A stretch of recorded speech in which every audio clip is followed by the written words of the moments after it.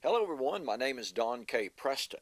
I am the president of Preterist Research Institute of Ardmore, Oklahoma. Welcome to Preston's Ponderings. Well, we're taking a look at the fascinating figure of John the Baptizer. I have made the statement, I believe it is absolutely undeniably true. John the Baptizer, other than Jesus and Paul, is the most significant eschatological figure in the New Testament. Yet, as I've already noted, he is the most ignored eschatological figure. Now, why do I say that John is the most significant eschatological figure in the New Testament? Well, let's look at it like this. Isaiah chapter 40, verses 1 to 3, says, "Behold, a voice crying in the wilderness, prepare ye the way of the Lord, make straight a highway for our God."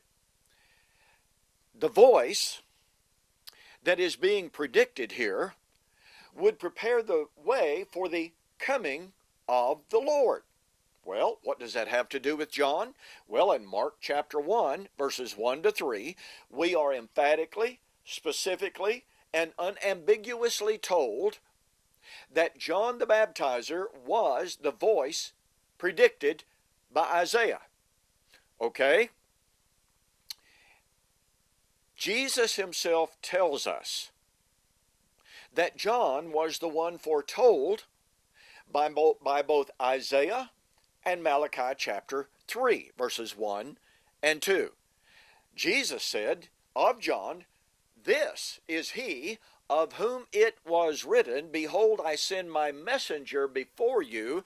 He shall prepare the way before you." There's no question about who John was. He was the voice. He was the messenger. Again, this is just beyond doubt. This is not even debatable. Okay, now watch this. He was the voice of one crying in the wilderness, prepare the way of the Lord. What coming of the Lord did John prepare for? Or, to phrase it another way, what coming of the Lord was the voice to prepare the people for? Well, the answer is found in Isaiah chapter 40, verse 10 and 11. Read with me. "Behold, the Lord shall come with a strong hand, and his arm shall rule for him. Behold, his reward is with him, and his work before him."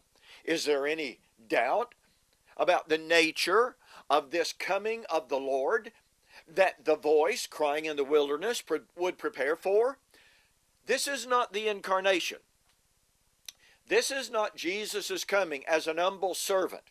A bruised flax shall he not break, Isaiah 42. No. This is the judgment coming of the Lord. Thus, the voice crying in the wilderness would prepare for the judgment coming of the Lord.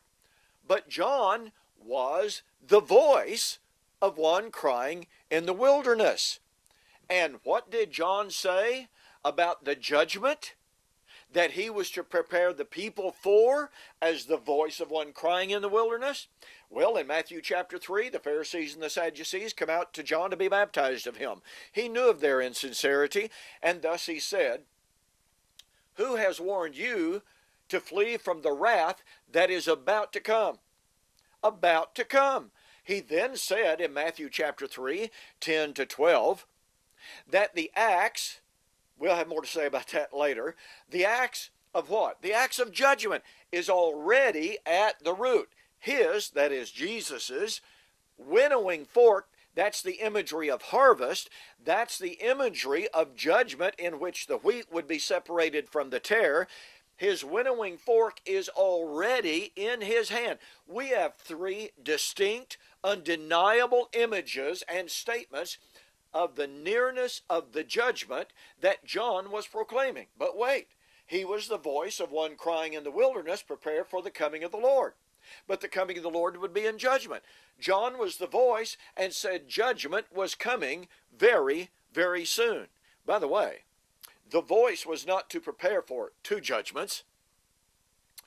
He was to prepare for the coming of the Lord in judgment.